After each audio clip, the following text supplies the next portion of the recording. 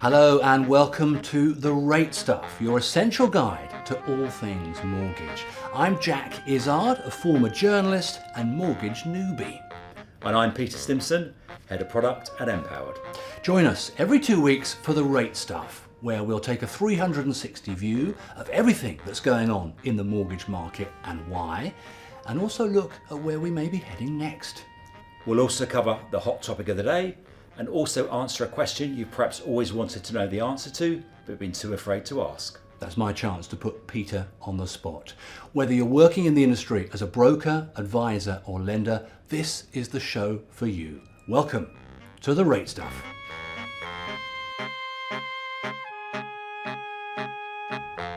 So let's get started with a look at the markets. Now 2025 was supposed to see the good times coming back to the mortgage market. Mortgage interest rates falling in January.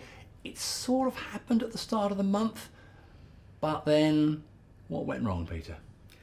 Yes, it's been a bit of a challenging sort of start to the month, particularly for lenders.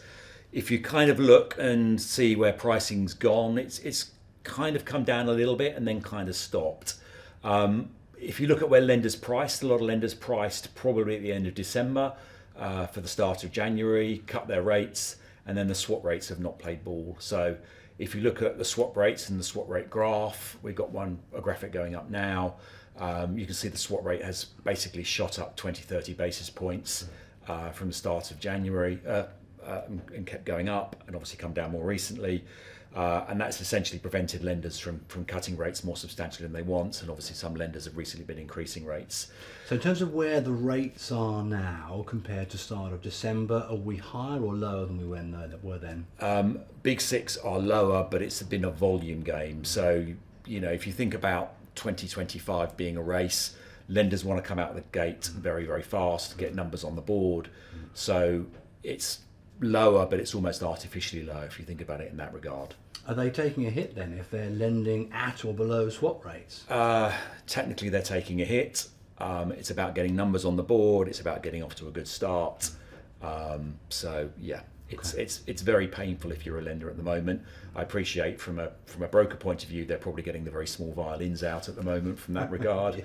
But yeah, it's not a great place from a lender at the moment, lending where the swap rate where it has been, particularly in the last few weeks. Okay, so not a great few weeks, but there have been a few little glimmers of light at the end of the tunnel, haven't there? We had some pretty good macroeconomic data in the middle of January. We saw inflation come down, a surprise fall in CPI down to 2.5%. We've also got some GDP data which suggests that the economy is still very weak. You put those two together, you've got to think there might be a base rate cut coming in February.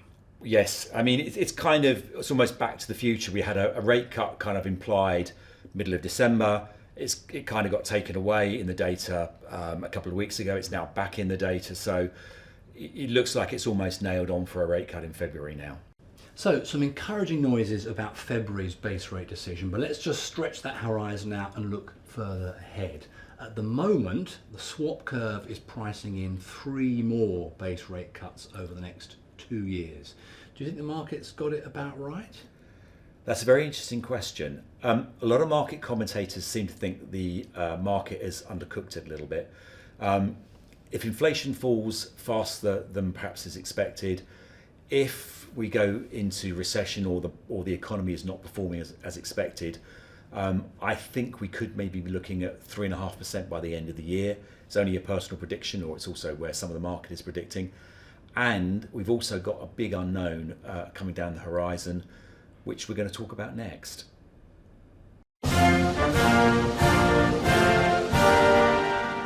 Yes, that's right. If you hadn't guessed, the big global event that's happening today is the inauguration of Donald Trump for his second term as US president. Now, any new US president matters for global markets. Donald Trump matters more than most. There's a few reasons for that. Of course, there is the unknown. The only thing we can really expect from Donald Trump is the unexpected. But Peter, there are several things that should be of more immediate concern to the mortgage markets here in the UK. By the way, just in case you're wondering, Peter is dressed as Trump there, not Boris. Yeah, I thought I looked like I thought I looked like David Bowie in his Ziggy Stardust face personally, but I'm not sure that No? Well, Peter, you're our star man today, of course, but we will focus, if we can, on the mortgage markets. And I'm going to have to take that off because I can't. This is itching. I don't know how Donald does it, to be honest with you. It's all real hair, you know that, right? Yeah, no, So exactly. he says. Anyway, look, there's lots of Trump-nados coming, the great unpredictability factor. But the one thing that we're fairly certain is that Trump is going to be an inflationary president. He is. That matters to mortgage markets here. So let's unpack that a bit. First of all, why are people saying that he will be inflationary in America? Well, Trump has been elected on a tax-cutting agenda. So if you look on the infographic we're putting up now, US has a problem with its deficit. It's been going up particularly since 2000 significantly. Trump is going to cut taxes. He's made that very clear. He's also going to borrow significantly more. If he borrows more, that's going to be obviously inflationary. The US Fed Reserve has made it very clear that US interest rates are only potentially going to be cut once this year. So from 4.5 to 4.25. And that's obviously going to have an impact on global rates. But let's just work out how that transmission process works. So the US Federal Reserve, it's going to hold its interest rates high to kind of stave off the threat of inflation in the US. Yes. But why should that make our rates here in the UK stay higher? Okay, so higher inflation in the US obviously transmits inflation across the pond. We're a net importer in the UK. We're a very big importer of goods and services in the UK. Obviously, more expensive goods and services that we have to import inflation. So, a lot of the inflation we've experienced over the last sort of 3 or 4 years has been imported inflation. So, higher goods and services being imported into the UK means higher inflation. So it's ironic, really. So the US Fed holds its interest rates high to tackle inflation in America, and we get a kind of whiplash effect here. It pushes up inflation here, which presumably will mean the Bank of England needs to hold rates higher here as well. Yeah, I mean it's the same thing. It's global inflation when you're a net importer means higher inflation in the UK. Okay, so this is one of the things that we're relatively certain about with Trump. But of course, with Trump, there is always the unknown. Yes. He has a habit, we've seen it during his last term, of waking up in the morning, going for his morning trip to the bathroom, and just firing out some tweet or post on social media with something outlandish. I'm going to buy Greenland. Let's invade Denmark, or whatever it is. These sorts of things move the markets. We saw it last time, and that volatility, that's a worry too as well, isn't it? It is. I mean, the big thing that everyone is worried about is tariffs.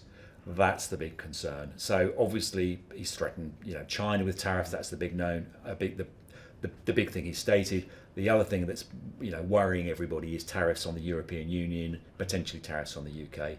That will be obviously a threat he's made, whether he follows through, because he's obviously known for chucking a hand grenade into the room, walking out, and then sort of settling for something a lot less.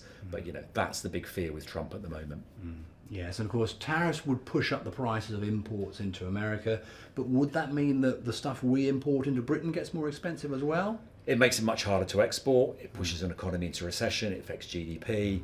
It affects inflation. It affects a whole number of different things as well. So that's the big concern from not just the UK's perspective, the whole European Union. Canada's obviously very, very nervous at the moment. They should just relax and become the 51st state. He's already said. Well, exactly. The whole global order's at the moment incredibly scared or nervous about Mr. Trump at the moment. Well, watch this space. The thing about Trump is it's just the fear of the unknown, and there is a Trump-nado coming. Yeah. But stay with us here on the rate stuff, because each 2 weeks we're going to take an update on the market, looking at why things are happening and where they're going next. Donald Trump will be on our radar throughout.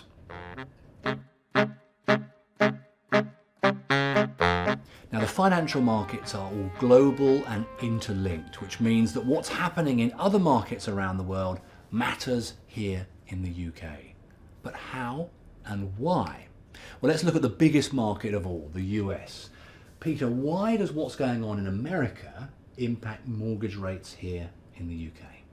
Well, Jack, at the moment we're seeing higher inflation in the US. It's going to be around 4% at the moment. So that means we're going to see higher interest rates in the US for longer. Higher interest rates in the US strengthens the US dollar. It puts pressure on other currencies, including the pound. Higher pressure means we're going to have to see higher interest rates in the UK for longer to hold the currency. higher interest rates probably means higher mortgage rates for longer in the UK, I'm afraid. So US sneezes, we catch a cold. It's the same old story, I'm afraid. Well, that's a wrap for today's edition of The Rate Stuff. We looked at what's going on in the markets and why, and what on earth is Donald Trump going to mean for mortgage markets here in the UK.